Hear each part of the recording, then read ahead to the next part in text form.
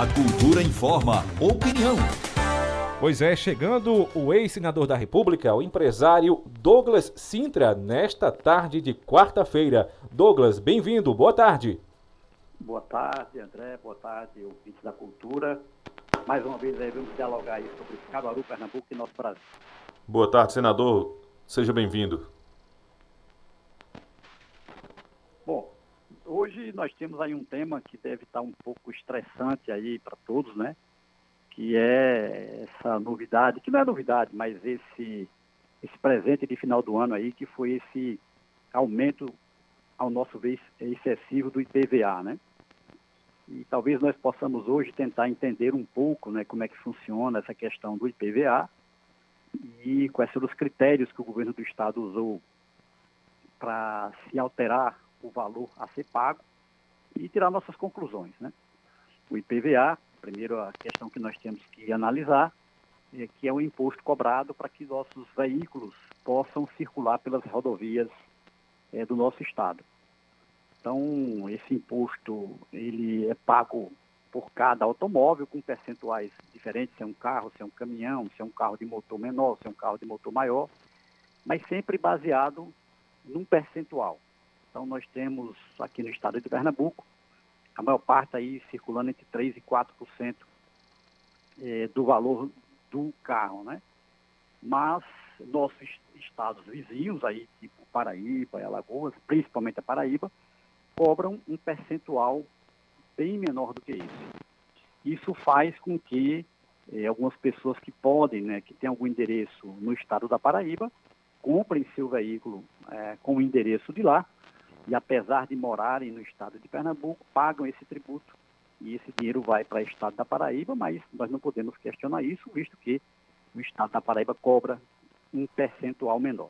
Então, às vezes, imaginar que se cobra mais e fica mais dinheiro, nem tanto fica, porque boa parte daquelas pessoas que podiam estar pagando o seu IPVA aqui em Pernambuco está pagando no estado da Paraíba. Outra coisa interessante é que as estradas da Paraíba são estradas melhores do que o estado de Pernambuco.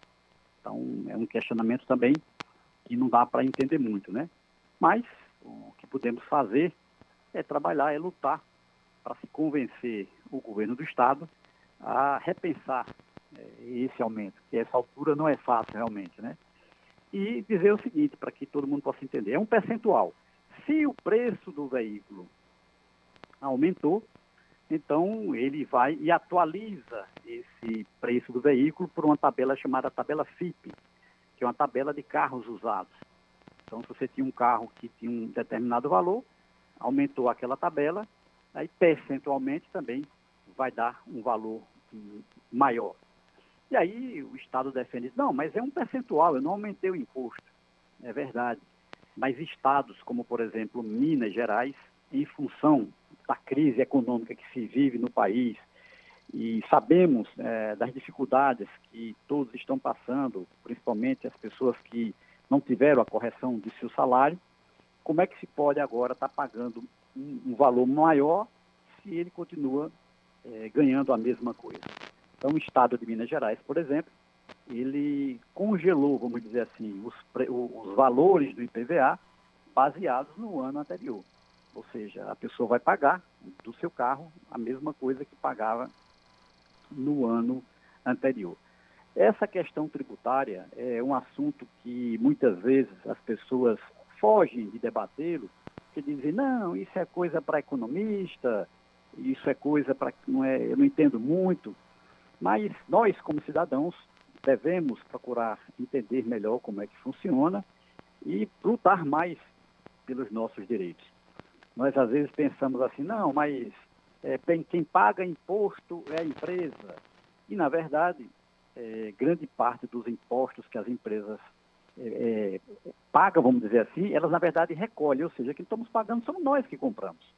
Nós que estamos comprando aquele produto, na verdade, o imposto já está dentro do preço do produto e nós, como consumidores finais, que estamos pagando. E aí vale a pena fazer aqui, eu fiz rapidamente aqui um cálculo bem simples. Se nós tivermos uma economia crescendo 2,5% ao ano e, ao final 10 anos, essa economia tem crescido 28% ao todo. Se nós tivermos a economia crescendo 5% ao ano, ao final de 10 anos nós teremos 62,8% de crescimento. E o que isso tem a ver com nossa conversa de imposto hoje? Tem a ver o seguinte: quanto mais nós aumentamos a carga tributária, menos a economia cresce. Então, se nós mantermos uma carga tributária menor, a economia cresce mais e lá na frente, como ela cresceu, mesmo tendo um percentual menor de cobrança de impostos, nós vamos ter, na verdade, uma arrecadação maior. Então, amigos, eu puxei esse assunto hoje para que nós possamos trazer essa questão da economia para nossas casas, para nosso entendimento. Afinal de contas, todos nós fazemos orçamento, né? Todos nós ganhamos algum valor e passamos o mês ou o ano usando, gastando, e espero, é o correto, poupando também parte desse valor para o futuro. Então, é interessante defender nossos interesses, defender para que os impostos não ultrapassem o limite da racionalidade e nós possamos deixar mais dinheiro circulando dentro da própria economia, que faz com que ela tenha esse crescimento e, através do crescimento, se tenha efetivamente uma maior arrecadação. O que interessa não é termos um percentual alto de cobrança de imposto. O que interessa é ter um valor alto arrecadado pelo Estado e pelo município. E isso se consegue, não tem outro caminho que não seja o crescimento da economia. Mas podemos entrar também em outros assuntos, como a educação e tantas coisas aí do Nordeste que nós estamos acostumados a debater. Opinião é na Cultura. Primeiro lugar em audiência, do jeito que você gosta. Você está ouvindo a Cultura Informa, o jornal do nosso rádio. Agora, meio-dia, 56 minutos. Na Cultura, 12h56. Dizer ao nosso ouvinte, né, que a gente está conversando com o ex-senador Douglas Sintra por telefone, então obviamente tem às vezes um pouquinho de delay, a questão do telefone, a qualidade também às vezes não é a mesma que a gente tem aqui no estúdio, mas obviamente o que a gente evidencia aqui e leva mais em consideração é justamente a qualidade, né, o conteúdo, a informação que está sendo prestada aqui ao nosso ouvinte. Senador Douglas, o senhor falava para a gente aí justamente sobre a questão, não é, desse PVA, não é?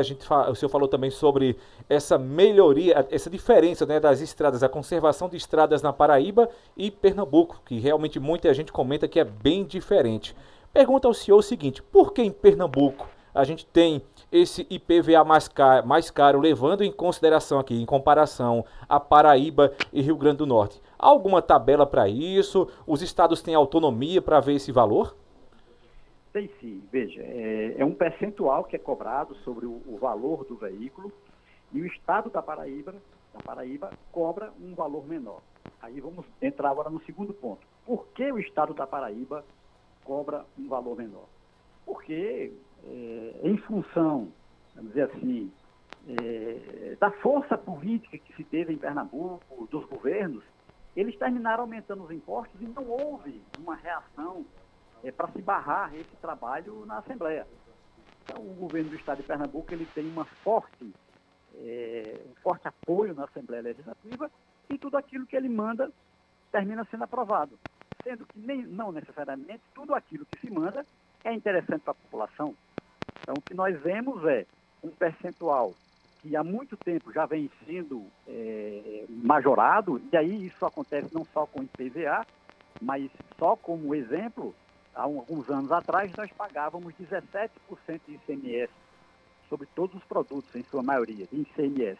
Hoje pagamos 18%, ou seja, houve um aumento real no percentual. Então, acho que falta um pouco aí de consciência e também de cobrança da população para que os deputados, nesse caso, deputados estaduais, eles questionem o governo e não aprovem esses aumentos, porque na prática são eles que aumentam. Senador Douglas Sintra, inclusive essa questão do IPVA, os contribuintes sempre reclamam porque não observam as melhorias nas rodovias estaduais. Por exemplo, tem um valor mais mais em conta na Paraíba, e tem muita gente que também recorre ao Rio Grande do Norte, né? Rio Grande do Norte. O senhor tocou aí no assunto dos deputados estaduais e deputadas na Assembleia Legislativa, aí eu pergunto, se o governo arrecada e não converte isso em melhoria nas estradas, em outras áreas também, isso não seria um motivo para, digamos, punir, digamos, de alguma forma o governante e os deputados instaurarem algum inquérito, alguma investigação? Veja, primeiro vamos deixar bem claro o seguinte: nós tivemos uma viagem vindo do Ceará, Rio Grande do Norte, passando pela Paraíba, cruzar Alagoas, Sergipe, chegar até na Bahia. Com certeza, todos aqueles que já viajaram e fazem esse trajeto, de todos esses estados, as piores rodovias são as rodovias pernambucanas, as rodovias estaduais. Aí próximo de Caruaru, eu, por exemplo, trafego muito pela PE, que vai ali de Bonito até o Trevo do Formigueiro, e se alguém tiver interesse de conhecer como anda a estrada, aliás, acho que não tem mais nem estrada, né? Só tem o buraco, a estrada é o que tinha antes. E aí, esse questionamento, ele se dá, não se dá pelos deputados estaduais, exatamente em função da força política do governo, de dizer que todos aquele grande grupo apoia o governo estadual. Então, não vamos reclamar, vou te agradar ali, vou te agradar naquele ponto, para que não haja esse questionamento. Então, nesse caso, deve haver um questionamento da população com relação a esses deputados para cobrar, para que eles defendam os interesses da população. Afinal de contas, no caso do deputado estadual, ele é eleito para defender a população naquilo que diz respeito à legislação estadual, e o deputado federal é eleito para atender as demandas da população naquilo que diz respeito ao governo federal. Então, hoje, com a tecnologia que nós temos, que é muito fácil se entrar em contato com deputados e vamos dizer, com a comunidade como um todo, ao meu ver, deve haver uma cobrança maior nesse sentido. Olha, deputado, você vai fazer alguma coisa por esse aumento de imposto, ou você concorda que isso aí realmente deva acontecer? Ou o que é que me justifica se eu estou ganhando a mesma coisa que eu ganhava antes, eu tenho que pagar mais por esse IPVA? E mais ainda, né? E mais ainda, o que é que está sendo feito com esse dinheiro? Né? Por que Pernambuco, no caso específico nosso aqui, é o estado que menos tem capacidade de investimento em estrada? Por que isso aconteceu? Então, são essas as perguntas e são essas as respostas que nós devemos cobrar, e eu acho que tudo isso só pode acontecer com essa cobrança dos eleitores. Douglas, outra questão, não falando de estrada, mas também de mobilidade, não é, que está muito ligado, a questão dos terminais rodoviários em Pernambuco. Há muitos anos que a gente vê aí também e ouve reclamação da população em relação à estrutura dos terminais rodoviários.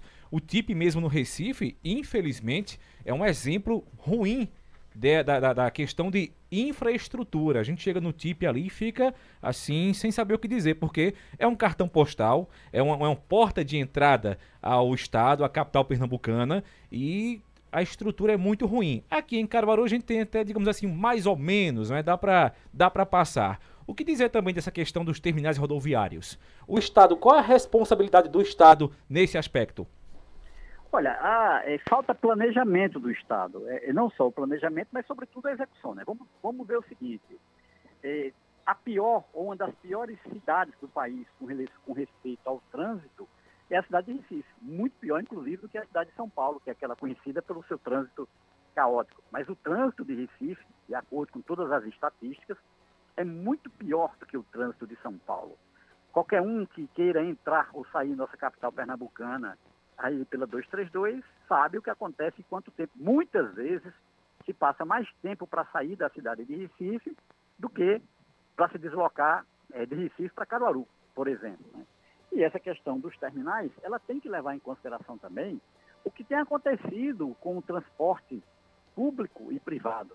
Como as pessoas estão alterando seus hábitos de deslocamento, né? Quais as necessidades de se adequar a essas rodovias estaduais, rodovias federais e o próprio trânsito urbano com a nova realidade, né? Falamos há pouco tempo, por exemplo, da questão do mototáxi. O mototáxi é uma realidade. E a cidade do Recife sequer reconhece o mototáxi como uma categoria com os benefícios, com os controles que deve haver. Então, falta ao Estado reconhecer o que efetivamente está acontecendo com a população e tratar isso de forma mais organizada, né? É reconhecer, por exemplo, que todos esses transportes alternativos, eles existem, precisam ser regulados, não só para o bem de quem usa o transporte, mas, sobretudo, também para o bem de quem executa o transporte, para que possa haver benefícios para aquela pessoa que tem seu carro e faz esse transporte, por exemplo, que é fundamental numa cidade, feita a cidade de Caruaru. Tá? E eu aqui não defendo que seja feito de qualquer forma, eu defendo que ele seja regulamentado em benefício de todos, em benefício das empresas que fazem o transporte urbano, interurbano, em benefício do dono do veículo, em benefício de quem é transportado, em benefício também da economia da cidade. Não adianta fingir que o problema não existe. Adianta, sim, analisar em conjunto, ter um diálogo aberto e transparente, colocando aquilo que tem que ser feito para que se possa ter o melhor planejamento e a melhor execução possível, pensando no benefício de todos. Várias participações aqui no WhatsApp, também no Facebook. O Fábio da Boa Vista 1 está dizendo: boa tarde. O que o professor acha do descaso da prefeita e dos vereadores em relação a não dar aumento salarial aos secretários? Olha, veja, primeiro eu não acompanhei especificamente esse tema. Eu acho que os secretários em si são poucos, então eles não representam nenhuma despesa tão grande para haver ou não o aumento, mas também tem que se levar em consideração que, exatamente por serem poucos, temos que pensar na força de trabalho da prefeitura como um todo. Então, essa questão de aumento salarial, ela deve ser estudada, trabalhada, dialogada com bastante responsabilidade, para que a prefeitura mantenha sua capacidade de investimento, para que a prefeitura possa honrar com todos os seus compromissos. Eu acho que o ser secretário de uma cidade como a cidade de Caruaru e tantas outras, é uma decisão pessoal de cada um, muitas vezes uma contribuição que cada um está tendo. Mas também acho justo haver aí uma boa remuneração. Esse é um tema que eu acho que ele deveria ser mais debatido para todos os funcionários, não apenas para os secretários, mas principalmente para as áreas fundamentais, que hoje são todas, mas eu posso dizer que especificamente educação e saúde, que é onde efetivamente a cidade nossa acontece. E como tudo tem os dois lados, né? Tem quem reclama aí porque não houve o aumento, e se ocorreu o aumento, aí vai ter alguém reclamando que houve o aumento em plena pandemia. Ou seja, é aquela faca de dois legumes, como minha mãe fala sempre em casa todos os dias. Exatamente. Não é? Aqui tem o abraço do César Guedes, deixando um abraço para o Douglas, para o André, para mim também, muito obrigado. A Josinide Silva também deixando um abraço para a gente aqui no Facebook da Rádio Cultura. O Alberes Lira deixando um boa tarde especial para aqui o Douglas Sintra. Muito obrigado pela audiência. Tem pergunta, André? O pessoal está por aqui participando bastante com a gente nas redes sociais. Aqui no WhatsApp, o Altair do São João da Escócia está desejando boa tarde a todos, está dizendo que está trabalhando com o rádio no pé do ouvido. Obrigado pela audiência e está dizendo: Douglas é político, eu queria ver na Câmara Federal. Olha aí. Eu tenho uma coisa interessante com essa questão do rádio aí, né? De estar trabalhando. Primeiro, mandar um abraço a todos aí que estão ouvindo a rádio. E uma coisa interessante é que a rádio, ou o rádio, tem a grande capacidade de permitir que se tenha essa interação, a pessoa fazendo seu trabalho, né? Porque se a pessoa estiver em outros veículos, ela tem que estar dedicada exclusivamente àquilo. Ninguém pode estar dirigindo e vendo o vídeo, né? Exatamente. Mas todos podem dirigir e ouvir a rádio. As pessoas podem trabalhar ouvindo rádio, dependendo da função que esteja exercendo. Então, eu acho que o rádio, ele é muito democrático e ele permite que nós possamos fazer uma comunicação direta e levar informações para a população. E são temas como, por exemplo, esse tema econômico, que muitas pessoas têm até medo de debater, nós podemos levá-lo mais à população de forma mais tranquila, muito mais abrangente e de forma mais aprofundada, com mais tempo até de falar, usando o veículo de comunicação que é o rádio. Mensagem aqui do Arnaldo, está desejando boa tarde a todos, boa tarde ao convidado Douglas Sintra. Politicamente, a situação dele, ele vai ficar com quem? Lembrando que a política já começou desde o dia 1º. E ele coloca aqui, quero resposta sincera. Arnaldo Silva, do Vassoural. Olha, Arnaldo, boa tarde aí para você. A resposta, como todas que eu tenho dado aqui, são sinceras. E na política, a gente tem que entender que nós temos que trabalhar sempre pensando no bem comum. Tá? Esse é o primeiro ponto. E nós temos nossos compromissos que nós escolhemos e que achamos que são as pessoas que têm mais responsabilidade para lidar com a questão pública. Nós estávamos, por exemplo, debatendo essa questão do Estado de Pernambuco, né? Eu tenho uma posição clara de oposição ao governo, mas não de oposição às pessoas que estão no governo. Eu tenho uma posição contra aquilo que o governo está fazendo. É claro que são os governantes que controlam isso. E isso é muito claro para mim. Acho que nós deveríamos ter um Estado muito mais pujante. Temos hoje um Estado que perdeu espaços de liderança no Nordeste, perdeu capacidade de investimento. Né? Chegamos, inclusive, mesmo sendo um Estado quase o dobro da Paraíba, a ter menos investimento do que o Estado da Paraíba. E aí nós vemos por que as estradas da Paraíba estão melhores do que o Estado de Pernambuco. Exatamente porque o governante não teve a capacidade de fazer o melhor para fazer a máquina pública fluir melhor. Eu tenho minha posição declarada de apoio para que a nossa prefeita de Caruaru possa ser candidata a governadora. Eu acho que o Estado ganha com isso.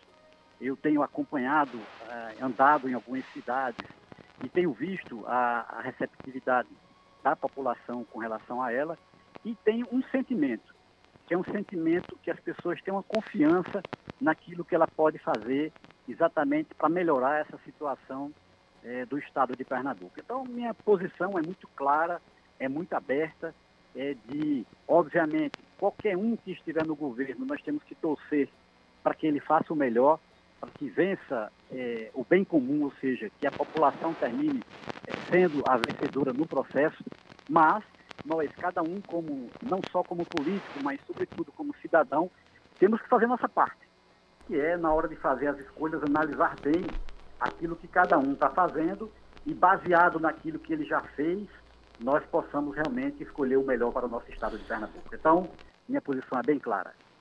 Douglas, aqui o pessoal já fazendo perguntas aqui em relação sobre cargo político, não é? O pessoal já conhece já o Douglas, além de empresário, de homem da política, um excelente articulador também. Ele esteve à frente da Sudene, né? Importante superintendência, né? Vários meses à frente da Sudene. Importante para o Nordeste, né? Exatamente. E aí nessa linha também, André, essa questão de ser articulador político, aí o Décio Luiz vai assim direto e rasteiro. Douglas, vai concorrer a algum cargo político em 2022? Então vamos... Danado, né? Foi rasteiro. Vamos ser objetivos. Veja, primeiro, uma experiência muito interessante e marcante, conhecer a Sudene por dentro, ver o potencial que existe e ver, na verdade, como nós desperdiçamos recursos por muita falta de integração entre as instituições que poderiam trabalhar exatamente com maior afinidade para que as coisas pudessem acontecer. Em função disso, em função de toda a história que eu pude acompanhar, vamos dizer assim, dos bastidores políticos, eu fui convidado para agora em 2022 me considero hoje pré-candidato, né? Fui convidado para ser candidato a deputado federal e espero construir essa oportunidade pelo diálogo, pelo debate, pela conscientização, sobretudo pelo entendimento daquilo que realmente se precisa ser feito, nesse caso, especificamente na legislação federal, para que nós possamos ter de volta o crescimento no Brasil.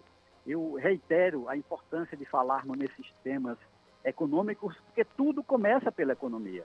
Quando nós temos uma economia crescendo, nós temos a arrecadação crescendo. E quando nós temos a arrecadação crescendo, nós temos capacidade de investimento, nós temos capacidade de aportar mais recursos na educação, na saúde. Vejamos um exemplo, né, bem claro, bem simplório. O município é obrigado, e o governo federal também é obrigado a aplicar um percentual, por exemplo, em educação. O município é obrigado a aplicar 25% no mínimo em educação e 15% no mínimo em saúde. Ora, se a economia cresce, Obviamente, o município, o estado, o país arrecadam mais. E se eles arrecadam mais, nós vamos ter mais recursos disponíveis para se aplicar, não só na educação, não só na saúde, mas na infraestrutura, em tudo aquilo que na tecnologia, em tudo aquilo que é necessário para que a população viva melhor. Então, respondendo claramente aí, me coloco à disposição e vamos trabalhar para que esse projeto ele possa ser um projeto vencedor e possamos, através do diálogo, entender, de acordo com as mudanças necessárias na legislação federal, aquilo que é melhor para a população. O Gordo da Soparia está dizendo sobre os secretários que eles já ganham bem, não precisam de aumento, e está dizendo que vota no Lula para melhorar o nosso país. Forte abraço para o Gordo. O Josimário do Cidade Jardim está dizendo: Douglas Sintra, eu pergunto, por que você defende tanto este governo de Raquel Lira e não enxerga os erros de descaso na saúde, buracos, abandono nos bairros? Olha, primeiro, deixa claro que eu não deixo de observar que existem erros em qualquer lugar. É preciso nós entendermos que ninguém consegue fazer tudo 100%, é preciso nós entendermos que não existe orçamento para se fazer tudo o que a gente pretende. Agora, nós temos que fazer uma avaliação de como se estava e de como se está agora. Então, nós temos que observar se ao longo do tempo há uma melhoria naquilo que está se oferecendo à população, por exemplo, com relação à saúde. Esse é o que nós temos a observar. Eu, por exemplo, uso um exemplo muito simples na educação. Nós tínhamos 1.000 e poucas vagas de creche, hoje temos mais de 5.000. A meu ver, isso é apenas mas é um grande avanço, um grande sinal de que se está dando valor à educação. Afinal de contas, a criança, quando entra na creche, ela ajuda a família, a mãe a ter mais tempo para trabalhar, e ela já começa a ter uma pré-educação, do ponto de vista escolar, para que ela possa, a partir dali, ter um caminho mais tranquilo na sua alfabetização. Então, eu acho que nós precisamos ter uma visão crítica, mas precisamos também buscar, observar tudo aquilo de bom que é feito, para também reconhecer isso. E eu vejo na prefeita Raquel uma pessoa com sensibilidade para entender aquilo que não apenas a cidade de Caruaru, que a nossa região agreste precisa, mas todo o nosso estado de Pernambuco. Por isso, torço para que ela se coloque como candidata a governadora e nós possamos ter essa evolução no estado de Pernambuco. Se nós formos buscar fazer críticas comparativas, nós vamos encontrar, e eu mostro aí, e as estradas é um grande exemplo, muito mais erros no estado de Pernambuco, muito mais desmandos, muito mais, e eu não estou dizendo que tem desmando no governo de Raquel, estou dizendo que coisas que não estão talvez ao alcance dela resolver. Então, só quero apenas deixar registrado que perfeição nós vamos ter. Vamos aceitar as críticas, vamos entender aquilo que pode ser melhorado e vamos, sobretudo, reconhecer a boa vontade que, ao meu ver, ela tem não apenas boa vontade, mas competência para resolver as coisas. Aqui o Geraldo Medeiros pergunta em qual partido o Douglas Sintra está nesse momento? Nesse momento eu ainda sou filiado ao PTB, tenho toda uma história de mais de 20 anos filiado a ele, junto com o nosso ex-senador Armando Monteiro Neto. Nós soubemos que houve grandes mudanças do PTB estadual, principalmente, com a saída de Armando para o PSDB. As pessoas que estão no comando do PTB hoje são meus amigos, o Coronel Meira, que é o comandante estadual, o Adolfo, que é o comandante municipal, pessoas de bem, pessoas que eu tenho um relacionamento sério e que tem um diálogo tranquilo, para que nós possamos, no momento que tiver que haver a definição das candidaturas, nós estarmos no partido, que nosso conjunto político ele possa trabalhar mais tranquilamente, no caso aí de apoio à candidatura da nossa prefeita Raquel Lira, a governadora de Pernambuco. Douglas, inclusive na pergunta e na resposta anterior, você disse que recebeu um convite para ser candidato e atualmente é pré-candidato. Aí eu pergunto, recebeu convite de quem e recebeu convite para outros partidos? Recebi sim, eu tenho me sinto gratificado por ter recebido o convite de alguns partidos que estão formando chapas para deputado federal, mas o convite a que eu me referi foi o convite do ex-senador Armando Monteiro Neto, de quem eu fui suplente, né, durante 8 anos e nessa suplência, durante 1 ano e 8 meses, eu pude exercer o mandato de senador. Então, eu tenho uma história política e pessoal ao lado dele, uma pessoa que é reconhecidamente em todos os setores, em todas as áreas que você possa circular, reconhecido pela sua seriedade, pelo seu compromisso com as coisas públicas e, sobretudo, com sua capacidade. Então, me senti honrado com esse convite, me coloquei à disposição e espero, eu repito, através do diálogo. Quando eu digo sempre pelo diálogo, é que nós não estamos procurando aqui chegar e que todos concordem conosco 100%. E nem que eu diga que só eu que sei. O diálogo é exatamente para que possamos chegar a conclusões o mais possível convergentes. Tá, vamos convergir aqui o máximo possível e vamos defender esse ponto de convergência. Vamos fazer desses pontos aí nossa base de trabalho. Vamos lutar para que nós possamos explicar melhor cada votação que seja necessário acontecer, para que a população possa ter uma forma de estar mais próximo, vamos dizer assim, daquele que ele elegeu para representar os seus interesses.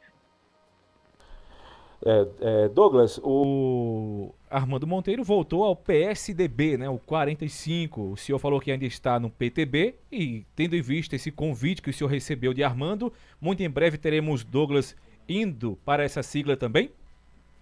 Muito em breve nós teremos aí, nós estamos trabalhando, né? Estivemos andando muito durante todo o ano passado acompanhando a prefeita Raquel nessa jornada, junto com o prefeito de Jaboatão, Anderson, junto, inclusive, não especificamente, mas no contexto de oposição ao governo do Estado, ao prefeito Miguel Coelho de Petrolina. Então, esse conjunto de pessoas que hoje fazem oposição ao governo do Estado, é nesse conjunto que eu estarei e é nesse conjunto que nós vamos partidariamente nos colocar como candidato.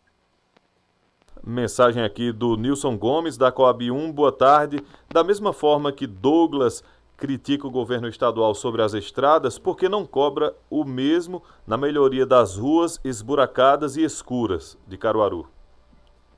Pode ter certeza que nós também cobramos, mas se você andar em outras cidades, aí é muito importante a gente fazer essas comparações, essas analogias. Vamos fazer um exemplo, anda no centro de Recife e anda no centro de Caruaru. E aí eu peço a vocês que andem nos dois e digam quem está melhor. Da mesma forma, vamos andar nas estradas da Paraíba e vamos andar nas estradas de Pernambuco e vamos ver quem está melhor. Eu não estou aqui defendendo que ninguém consegue fazer tudo 100%. Eu defendo sim, para que façamos essa avaliação e vejamos comparativamente quem está pior e quem está melhor. E aí eu não tenho dúvida, se você fizer essa comparação das estradas de Pernambuco com Alagoas e Paraíba, por exemplo, Pernambuco não é pouco pior não, é muito pior. E se também fizer essa avaliação de Caruaru, que tem buraco, choveu, aparece buraco, e o orçamento não consegue fazer tudo. Mas se andar em outras cidades, e eu peço que faça essa comparação, por exemplo, com a cidade do Recife, aí nós vamos ver realmente quem está pior. Douglas, e aqui o ouvinte é danado, né? Nosso ouvinte ele é sempre aí cheio de expertise e com perguntas capciosas. O Ailton, não é isso? Lá de Ailton Guedes, de Itacaimbó, perguntando o seguinte: Douglas Sintra, em quem o senhor votou na eleição passada para presidente e em quem pretende votar nessa eleição? Pergunta danada. Coloca publicamente, tem que deixar as suas posições bem claras, bem transparentes. Mas o que eu quero dizer para vocês agora é o seguinte, veja. O momento que nós estamos vivendo, eu posso responder tranquilamente a pergunta, mas eu quero fazer uma colocação mais importante do que essa resposta. Nós temos que deixar de falar apenas de pessoas, nós temos que começar a falar em pautas. Nós temos que entender por que é que as estradas de Pernambuco estão esburacadas, e eu, quando fiz a crítica, por exemplo, eu não fiz a crítica especificamente a B ou C, na sua posição de governante. Eu faço a gestão, e é nisso que nós temos que trabalhar. Nós temos que entender o que é que nosso Brasil está precisando agora. A meu ver, nosso Brasil está precisando agora de menos briga e mais resoluções. Nós temos que acabar com no nosso popular, com essa arenga que existe só de um lado ou só do outro, e entender o seguinte: as pesquisas demonstram que a maior parte dos eleitores ainda está indeciso. E por quê a maior parte está indeciso? Porque a maior parte não quer arenga, porque a maior parte quer a solução, porque a maior parte quer que a vida das pessoas melhore. E eu disse agora há pouco que torço para que aquele que esteja no governo possa fazer o melhor para a população. Tá? Então, nossa pauta para 2022 agora é exatamente ter esse diálogo e ver aquilo que nós precisamos defender lá. Bom, na legislação federal, o que é que precisa ser melhorado para que nosso país possa crescer mais, para que nossa educação possa ser mais voltada para os empregos do futuro e não para os empregos do passado, né? Nós sabemos que hoje nós formamos pessoas, em grande parte, para fazer até atividades que nem serão mais executadas, né? Nós precisamos mudar isso e transformar a nossa educação para os empregos que estão sendo criados e que não conseguem ser ocupados, como, por exemplo, eu já citei em outros momentos, que o Porto Digital em Recife tem 2.500 vagas, tinha na época que eu fui lá visitar, 2.500 vagas de emprego não ocupadas por falta de pessoas capacitadas tecnicamente para ocupar essas vagas. Então, eu acho que o momento atual é um momento até de debatermos menos A ou B e debater aquilo que tem que ser feito pelo nosso país. Senador Douglas Sintra, muito obrigado pela sua participação aqui no programa A Cultura Informa em mais uma oportunidade e até o próximo programa. Forte abraço. Forte abraço a vocês aí e principalmente a todos os ouvintes e desejar que esse ano de 2022 seja um ano, primeiro, de mudanças pessoais, né? Que cada um de nós possamos fazer a nossa parte para que, se cada um de nós melhorar um pouco, com certeza o coletivo melhora e nosso país melhora. Um grande abraço a todos.